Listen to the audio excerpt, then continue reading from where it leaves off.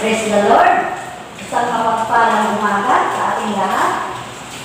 I hope na nasa mabuting kalagayan ang bawat isa sa atin dahil ang ating Diyos ay mabuti. God is good all the time.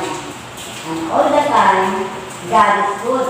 At ating tumayan ang kanyang salita sa Biblia sa Awit 23 verse 1 to 6. Verse 1. Si Yahweh ang aking pastor, hindi ako magkukulang.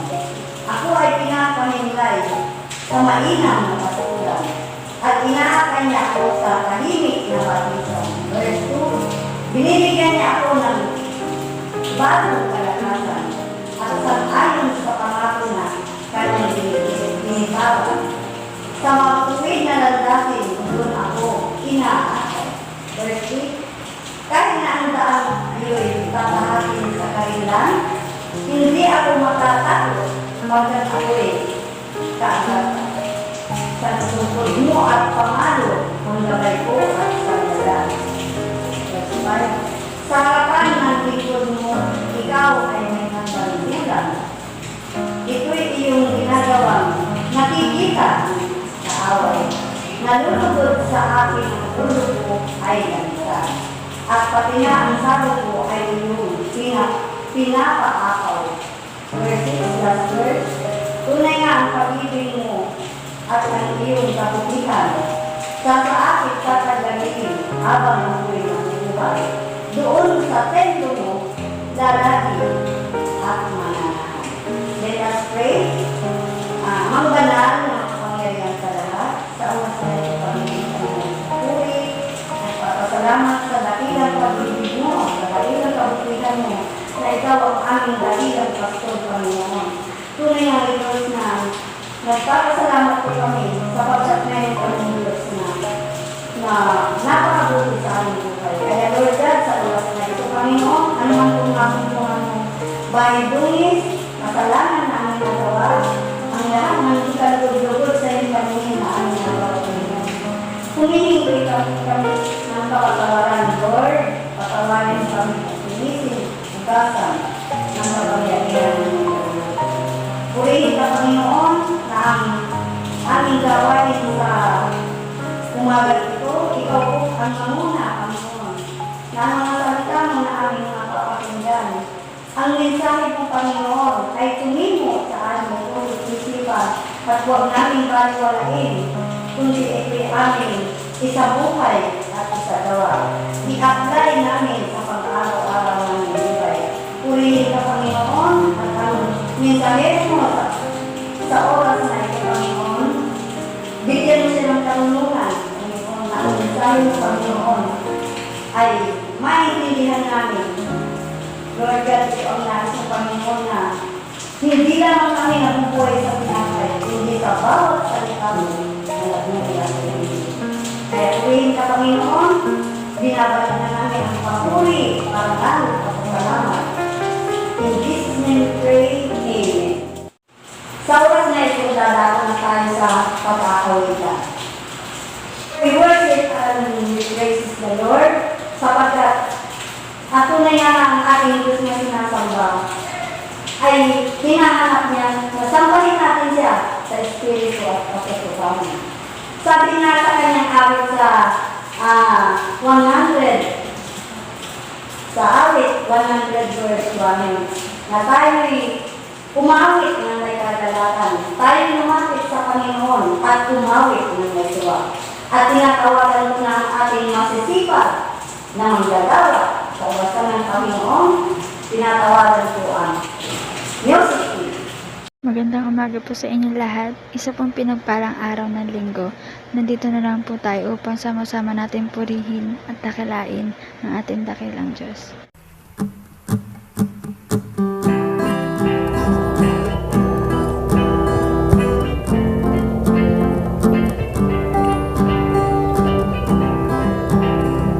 Jesus, you are so good.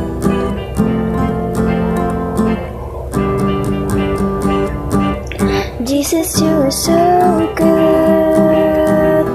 Jesus, you are so good. There's There's nothing to fear, 'cause I'm here in your presence. Jesus, you are so good. Jesus, you are so, so good. And I just wanna thank you with every beat of my heart. You're giving me a spirit of life, and your words to light my way. You're giving me your spirit, with new mercies every day. Jesus, you are so good. Jesus, you are so good. There's nothing to fear, 'cause I'm here in your presence. Jesus, you are so good. Jesus, you are so, so good. And I just wanna thank you with every beat of my heart. You're giving me a confidence, and my soul is filled with peace, for you are my provider.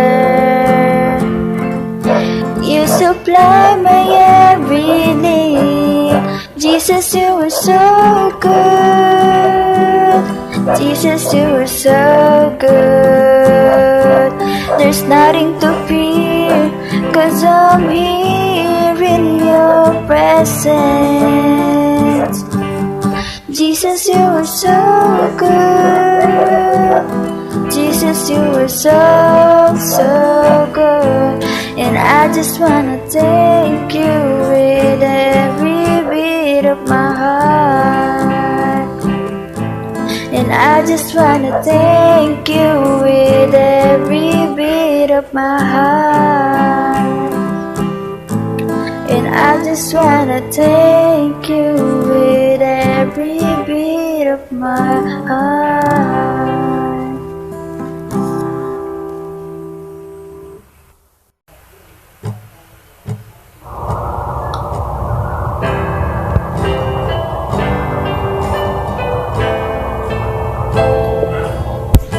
Natin ang ating Diyos.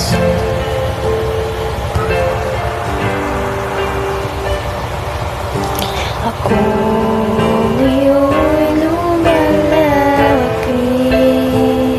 hatid sa'yo'y tunay na pagsamba. Puso ko ay umaawit, ang himig ay lantay na pagsinta. Ikaw ang Diyos ng kabanalan,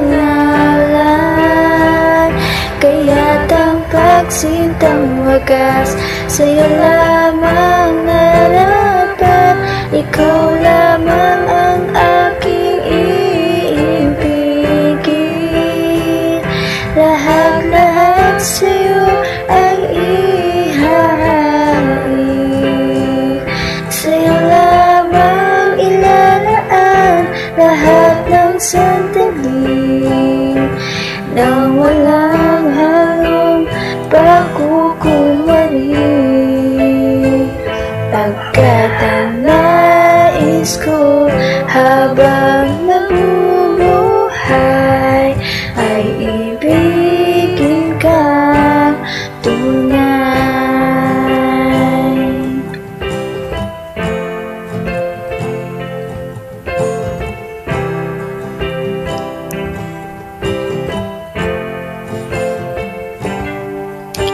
Ako ngayon'y lumalapit,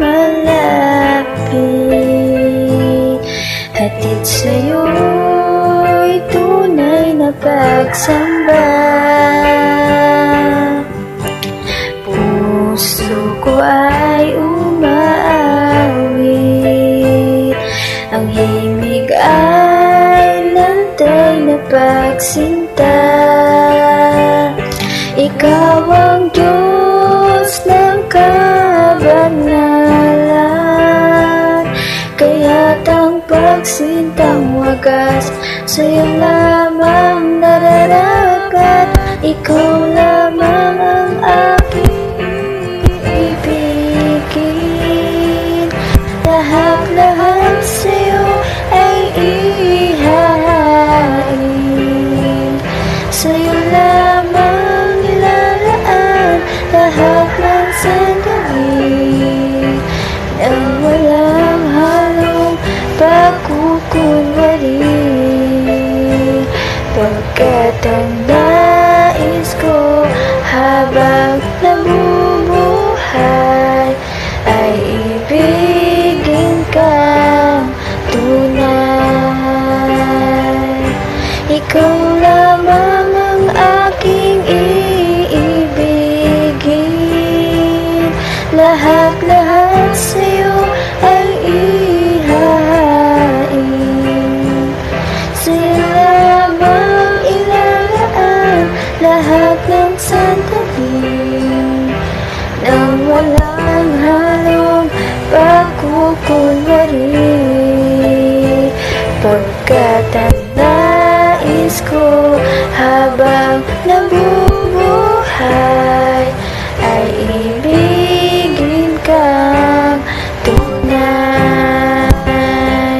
Pagkat ang nais ko habang nabubuhay ay ibigin kang tunay.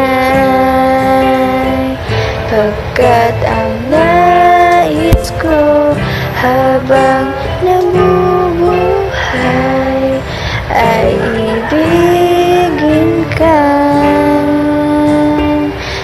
tunay.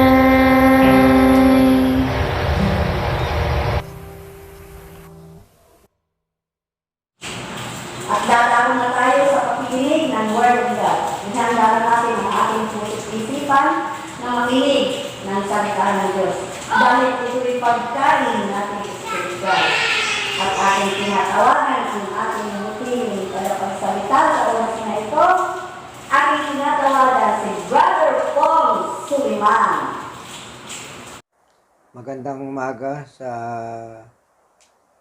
atin mga kapatid. Ngayon ay linggo na naman na kung saan ay itinalaga ng Diyos ang araw na ito upang tayo ay magipagniig sa Kanya sa pamamagitan ng mensahe niya at ang pag-aawitan.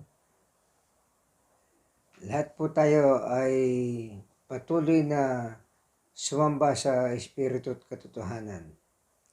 Kaya unang-una, nagpapasalamat tayo sa Panginoon na sa tulong ng ating panalangin, ang ating pong butihing pastor ay patuloy na siya nagpapagaling ngayon at nandiyan na sa kanilang bahay.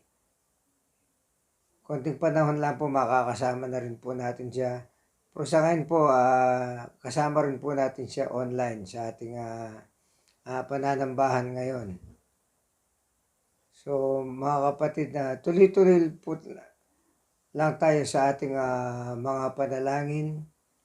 Hindi lang po sa ating buting pastor na yung patuloy niyang paggaling, kundi patuloy din natin pong ipanalangin ang ating bansa. Sa ngayon po ay pumasok na ang Delta variant dito sa Pilipinas. Ayon sa balita, 4 na ang namatay sa Delta variant. At ngayon, ang sinasabi ng DOH ay mas mabagsik ito kumpara natin sa COVID-19 na halos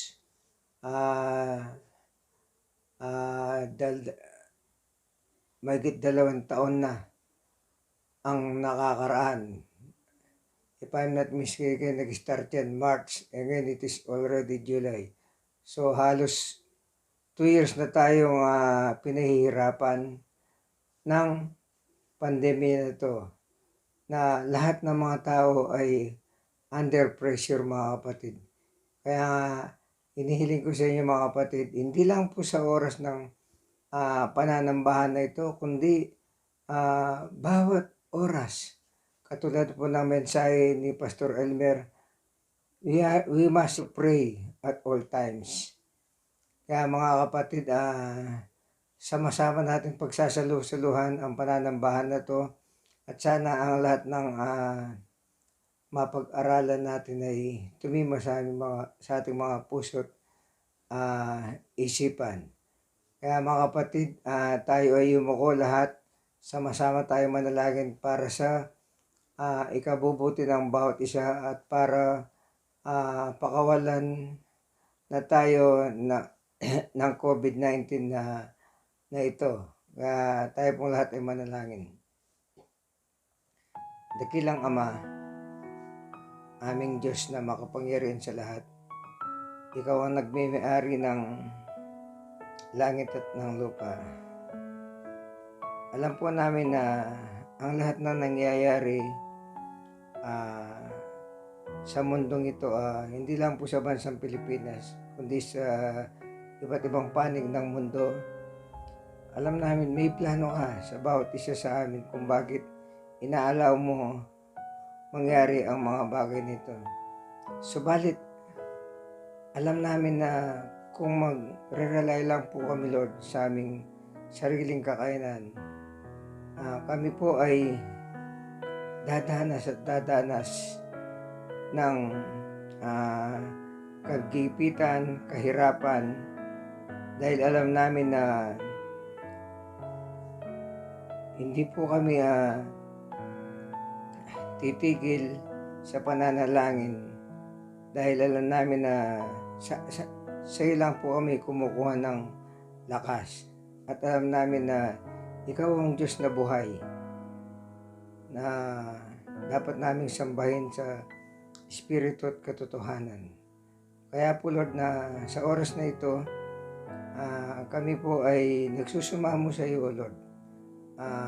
Kung ano man yung mga bagay na nagawa namin na hindi naging kaaya-aya sa iyo, Lord, hinihingi po namin lahat ito ng kapatawaran. Kaya sa oras na ito, Lord, na aming pag-aaralan ay nawa ay matuto po kami at maipabigyan po kami ng wisdom upang lahat ng detalye ng aming pananambahan na ito at ang iyong mensahe ay tumimo sa aming mga puso't isipan at maibahagi po, Lord, namin sa aming mga kapatid na lalong-lalo na sa mga nasa banig ng karamdaman na hindi sila makakadalo sa ganitong gawain kahit online, O Lord. Kaya po, Lord, Ikaw ang patuloy na sinasamba ka namin. Maraming salamat po, Lord. Ang lahat ito'y binabalik po namin sa iyo na may papurit pasasalamat sa tanging pangalan ni Jesus. Amen. Amen. Purihin ang Panginoon na ngayon po, pinamagatan po natin ang ating tatalakayin, mga kapatid, when life is under pressure. Pag ang ating pong buhay ay nagfo-fall na sa negative, nandiyan yung problema, nandiyan yung trial sa ating buhay, na kung isipin po natin, mga kapatid, na kung tayo lang po magsosolve sa problema ito, at alam ko, hindi natin kakayanan. Yun po ang pag-aaralan natin ngayon, para po lalo na tayong matuto at maliwanagan kung anong gustong iparating ng ating Panginoon sa atin sa mensahe na ito. So, kung mayroon po kayong mga Bible, mga kapatid, maging sa iyong cellphone or TV screen, mangyari pong sabay-sabay po nating tunghayan at sabay-sabay po nating basahin ang ating scripture reading sa oras na ito. Makikita po natin yan sa John chapter 16 verse 33. Hango po sa New International Version, mga kapatid. Ang sinasabi ko sa verse 33, I have told you these things, so that in me you may have peace. In this world you will have trouble, but take heart, I have overcome the world. Sa Tagalog po, sa Magandang Balita, Biblia, sinasabi po sa verse 33 ng 1:16, sinasabi ko ito sa inyo upang kayo'y magkaroon ng kapayapaan sa pagkikipag-isa sa akin. Magdaranas kayo ng kapighatian sa mundong ito, ngunit tibayin ninyo ang inyong loob. Napagtagumpayan ko na ang sanlibutan. Purihin ang Panginoon na sa pagbasa ng kanyang salita.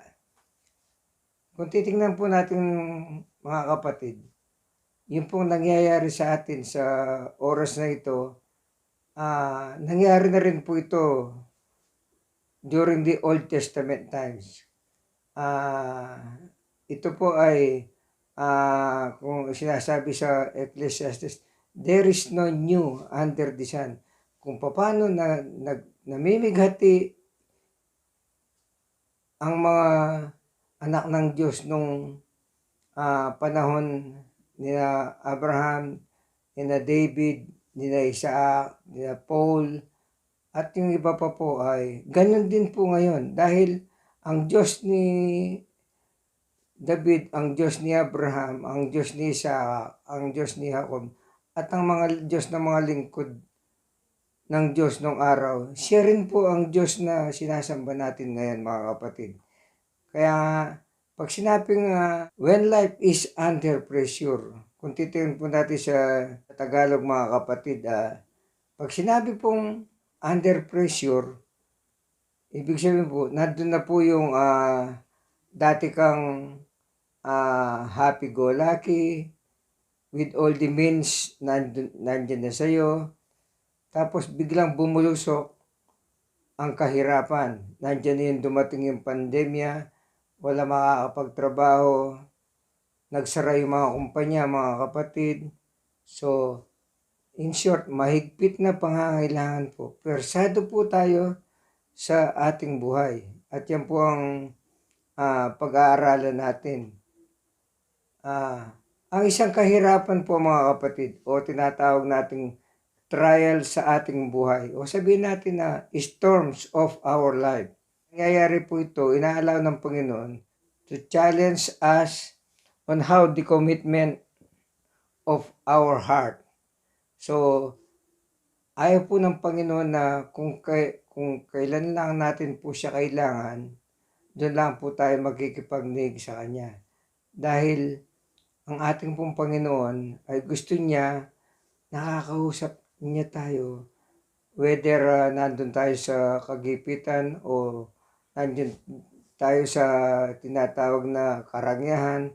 So gusto niya, ang ating Panginoon ay palagi tayo nagkikipagniig sa Kanya. At isa pa po, doon natin malalaman sa ating sarili kung tayo ba ay talaga na mahal natin ng Panginoon o kung kapag nangangailangan lang tayo.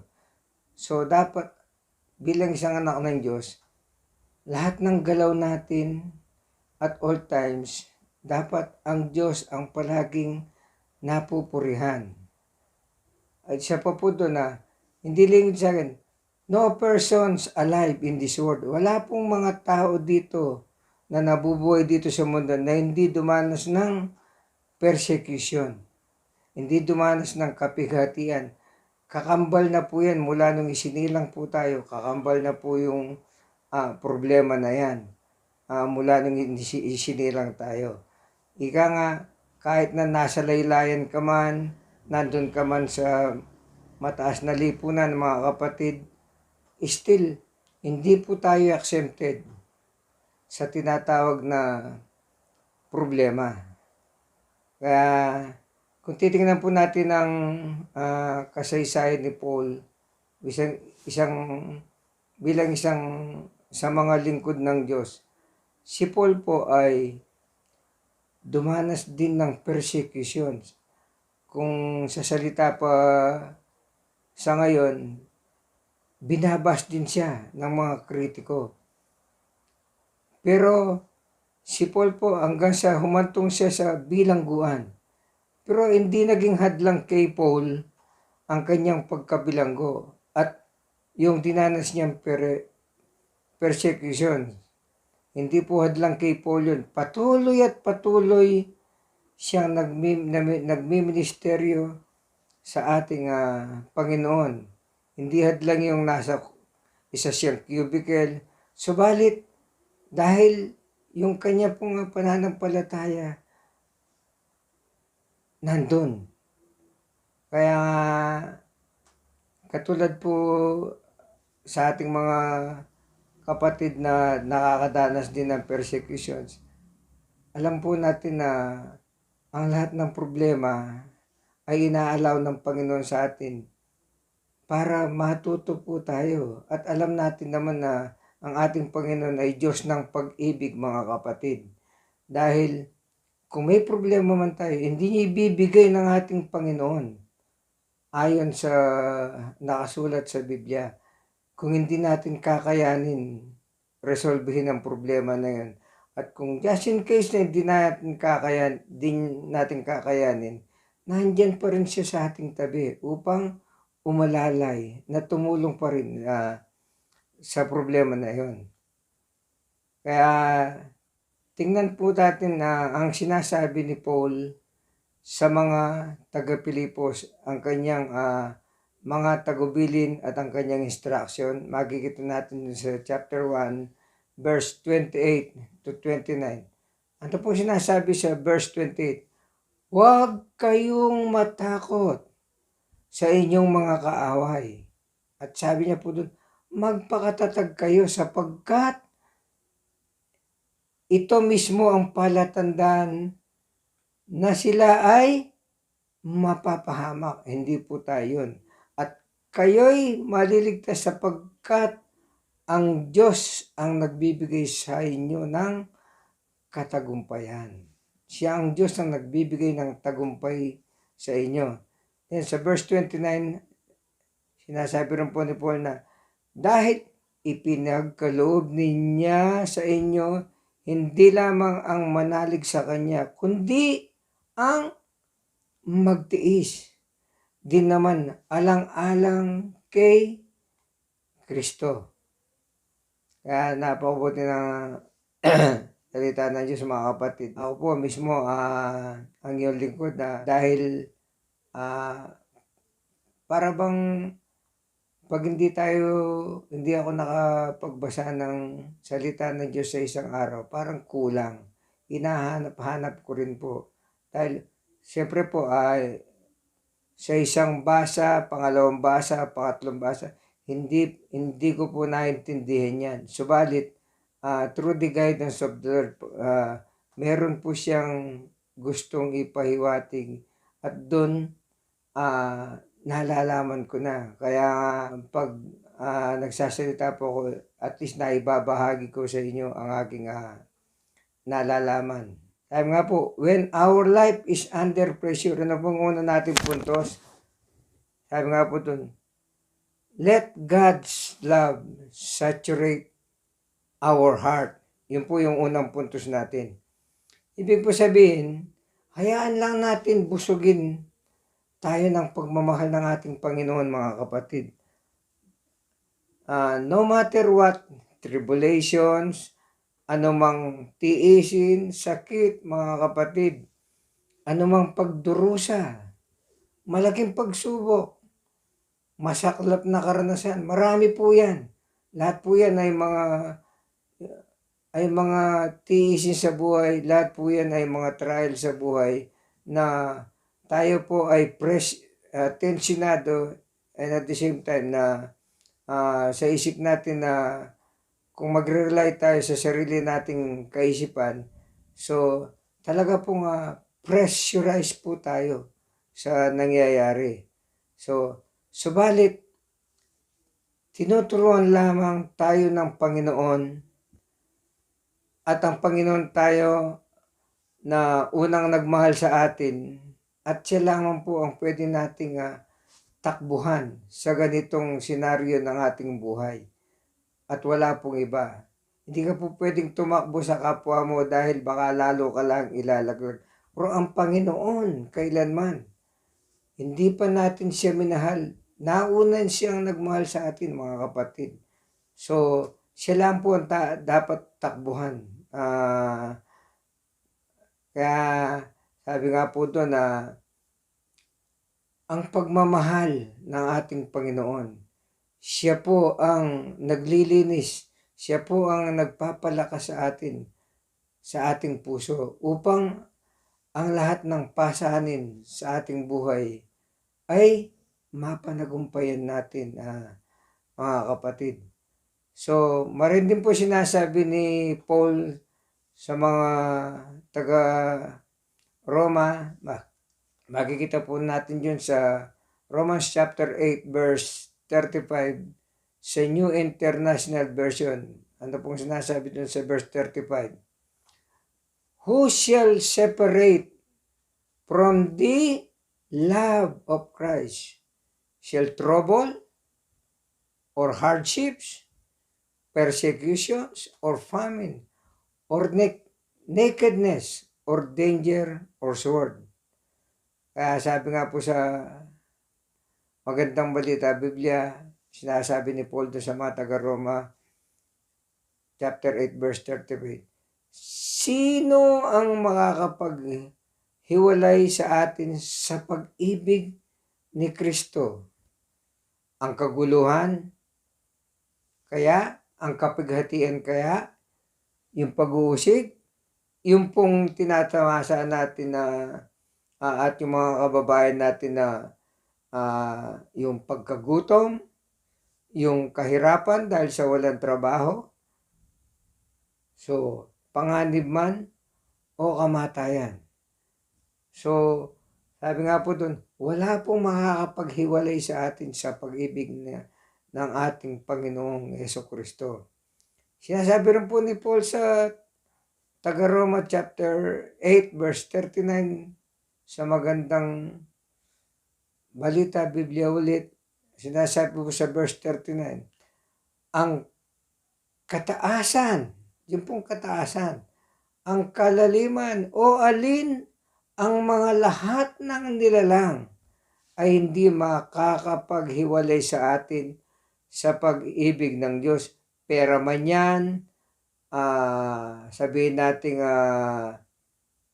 kasikatan man yan, o sabihin natin na talagang with all the paraphernalia ng ating buhay.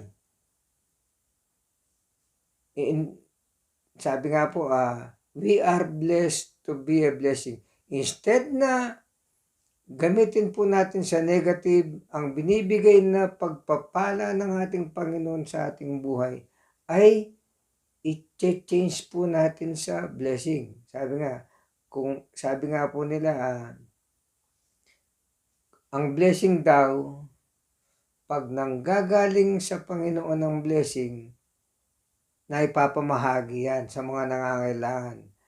So, pakatandaan po na. Pero once na ang blessing ay pagdating sa atin at ayaw na natin pakawalan, isipin po natin kung galing sa Panginoon yun. Kasi ang blessing po raw ay pwede nating mahintulad sa isang batis. Ang batis po, kung lahat po tayo ay nakapunta na sa mga ilog, ang batis po nanggagaling sa bundok, ang kanyang tubig, pababa.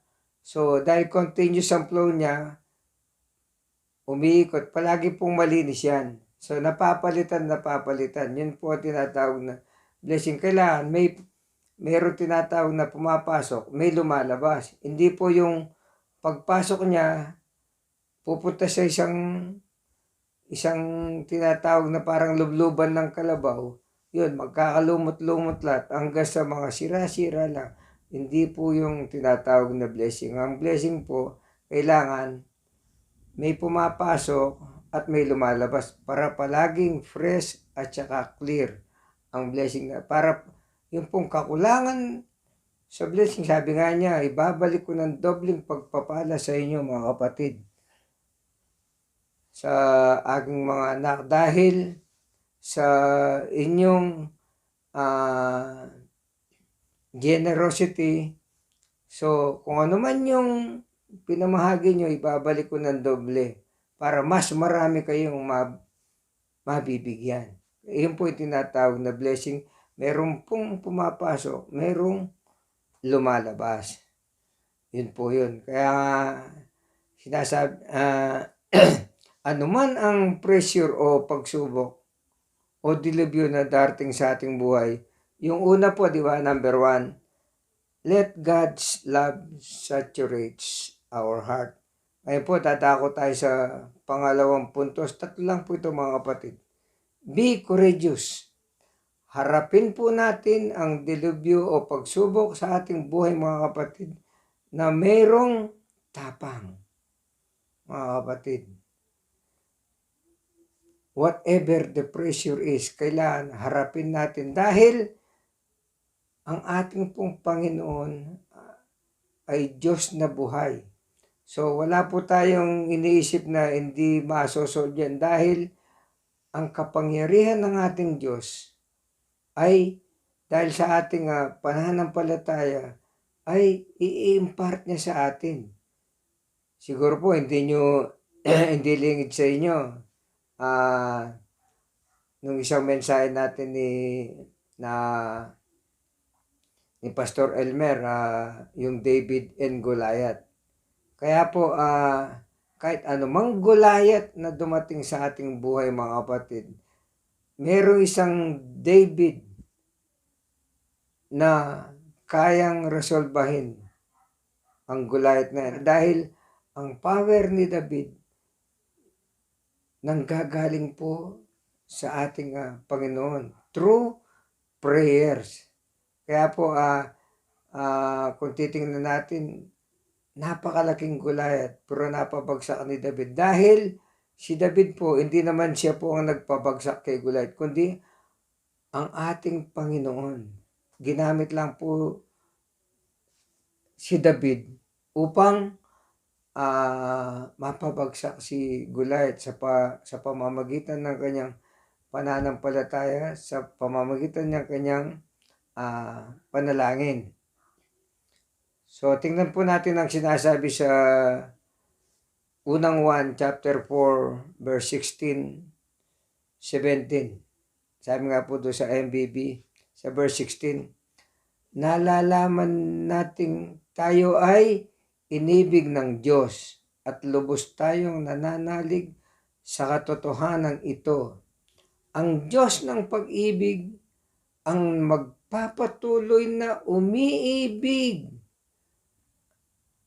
ay nananatili sa Diyos at ang Diyos ay nananatili naman sa Kanya. Tapos sa verse 17, ang pag-ibig ay naging ganap sa atin kaya't hindi natin kinatatakutan ang araw ng paghukom. Yung pong tinatawag na last judgment. Sapagkat tayo'y tulad ni Kristo kahit nasa daigdig pang ito. Pag sinabi pong ang pagkaintindi po natin sa last judgment, ang nasisip po natin palagi, yung pag namatay po tayo, haharap tayo sa hukuman ng ating Panginoon, whether na tatanggapin niya tayo o dapat tayong pumasok sa kanyang kaharian o nandun tayo sa kabila, parang ganon. Hindi po yun. Ang araw po ng paghukom, hindi yung pagharap lang natin sa Panginoon upang isumiti natin sa Kanya isa-isa kung ano lahat ang ginagawa natin dito sa mundong ibabaw na to.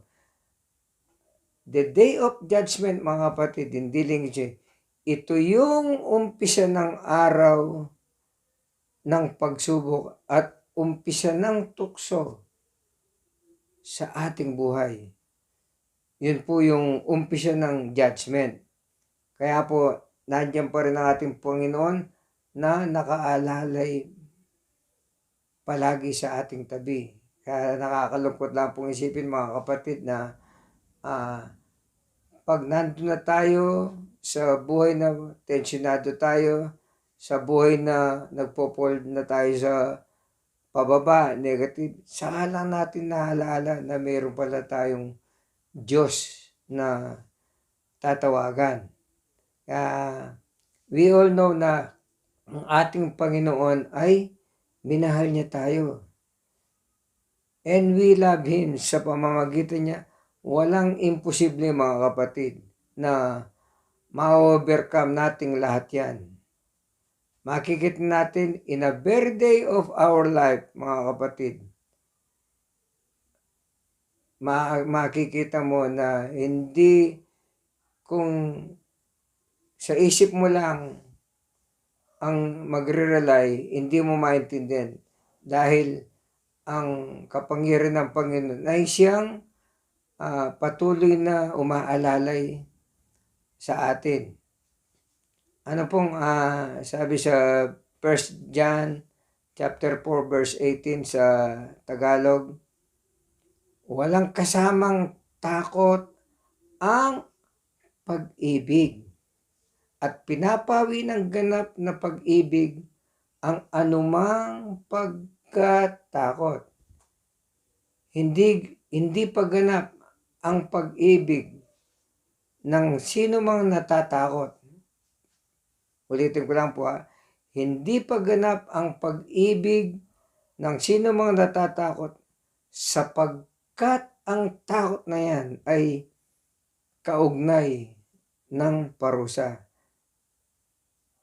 Marin po sinasabi sa 1 John chapter 4 verse 18 sa New International Version. Pakatandaan po natin ito sa verse 18. There is no fear in love, but perfect love, ano po yun? Drives out fear. Ang tunay na pagmamahal ay tinataboy niya ang takot. Yun po yun. Kaya there is no fear in love. Dahil ang ating Panginoon ay Diyos ng pag-ibig. So once na nakadikit tayo sa ating Panginoon, once na minahal natin ng Panginoon, so wala tayong dapat ikatakot. Dahil kasama natin palagi ang ating Panginoon. So siguro po merong isang kwento yun tungkol sa isang babae. Meron pong isang babae na almost 12 years niyang problema ang sakit niya sa dugo. Hindi naman po siya high blood. Dumudugo po siya. Imagine, 12 years niyang iniindang-indang ang sakit na yan. Pero tiniis niya kapatid. Tiniis niya. Nang marinig niya tungkol kay Jesus, ano pong sabi niya? Nagdesisyon siya at lakas ng loob, buong tapang na pumunta para makita si Jesus. So sinasabi po sa Mateo chapter 9 verse 20 to 22, habang sila'y naglalakad, lumapit sa likuran ni Jesus ang isang babaeng 12 taon nang dinudugo at hinawakan ng laylayan ng kanyang damit.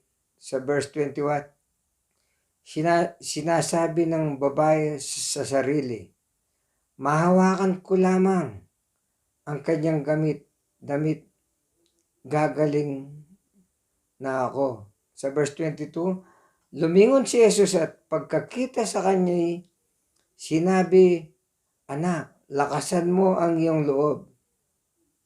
Pinagaling ka ng iyong pananampalataya. Noon di gumaling ang babae. So, anong pwede natin makita dito mga kapatid? Sa katangian ng babae ito. Unang-una, hinarap niya ang ating Panginoong Hesus na mayroong lakas loob at tapang para lapitan siya. So, nandun na rin po yung pagtitiwala niya ng buong puso. At nandun na rin po yung pinagaling siya ng kanyang pananampalataya. Dahil buong puso po siyang nagtiwala dahil sa kanyang pananampalataya. So, nandun po yung lakas ng loob para lapitan siya. Kaya dahil sa kanyang pananampalataya, siya ay gumaling. Tingnan po kung gaano kabuti ang ating Panginoon. Once na ang ating pong puso ay busila, malinis, wala pong hadlang sa ating Panginoon na hindi niya ibibigay ang ating pangangailangan. Kung makikita po natin na sa Joshua chapter 1 verse 9, ano po sinasabi doon? Tandaan mo ang bilin ko. Sabi nga po doon magpakatatag ka at lakasan mo ang iyong loob. Huwag kang matatakot o mawalan ng pag-asa, sapagkat akong si Yahweh na iyong Diyos ay kasama mo saan ka man magpunta. So, napakabuti po ng ating Panginoon. So, anumang pressure o anumang pagsubok o anumang dilubyong darating sa ating buhay, tandaan po natin, let God's love saturate our heart. At pangalawa, tandaan po natin, kailangan meron po tayong lakas loob at buong tapang. Harapin natin ang mga trials sa ating buhay. And lastly po, we must recognize the power of patience. So, sa pagdating ng pagsubok, alam natin na ang pagsubok ay nandyan lang palagi yan. Darating at darating yan na sa hindi natin siya inaasahan.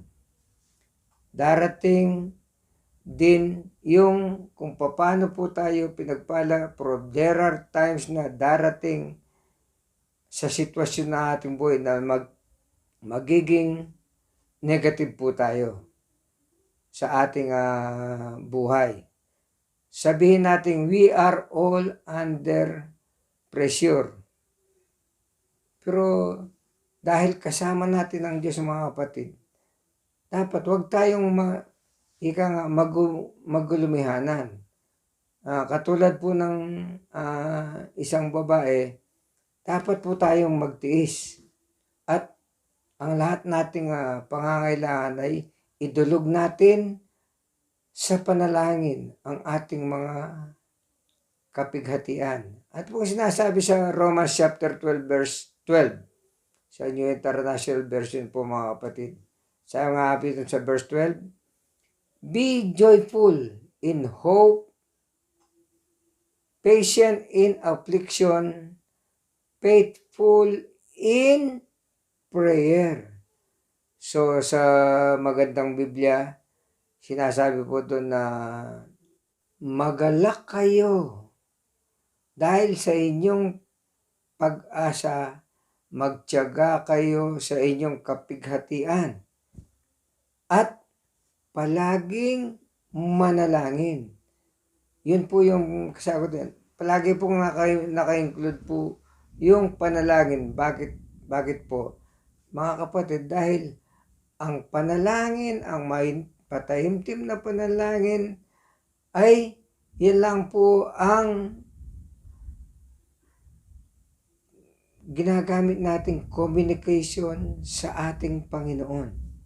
Kaya nga, matuto po tayong manalangin, lalong-lalo na sa panahon po ngayon na hindi natin alam kung ano mangyayari bukas. So, ang importante, tayo po ay manalangin ng puspos. Para po kahit ano mangyari, sabi nga, importante, our salvation is now in our heart, mga kapatid. So, sinasabi rin sa Hebreo chapter 10 verse 35 to 36. Sabi nga po sa verse 35, kaya't huwag kayong mawalan ng pananampalataya sa Diyos sapagkat dakila ang naghihintay na gantimpala para sa inyo. Sa verse 36, kinakailangan kayong magtiis upang masunod ninyo ang kalooban ng Diyos at matanggap ninyo ang kanyang ipinangako. So, nandiyan po yung kapangyarihan ng tinatawag na patience. So, kailangan maging pasensyoso po tayo. Alam niyo po, sa totoo lang, mas maganda po yung hinihintay kaysa sa naghihintay. Sabi nga po nila. So, mga kapatid, sa ating pong pagtatapos na the Bible tells us, sa pamamagitan ng pananampalataya, sa pamamagitan ng ating pagtitiis, sa pamamagitan ng puspos na ating panalangin, we will inherit the promises of God, mga kapatid. So, anumang pressure o pagsubok o dilib yung darating sa ating buhay, we must let God saturate our heart. At ang pangalawa,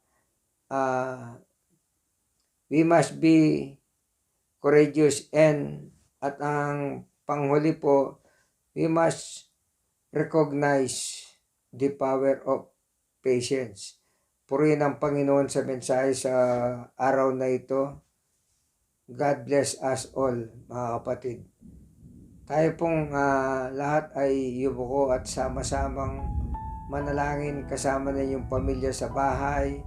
So, pagsalusaluhan po natin ang sinasabi ng ating Panginoon na sa kanyang salita na tayo po ay palaging manalangin sa bawat oras. Ika nga, prayer without ceasing. Tayo pong lahat ay manalangin. Amang banal na nasa langit, maraming salamat po Lord sa oras na ito, na sana ang aming napag-aralan, mga kapatid, ay Panginoon, magsilbing karagdagan ng kaalaman na nanggaling sa iyo, Lord.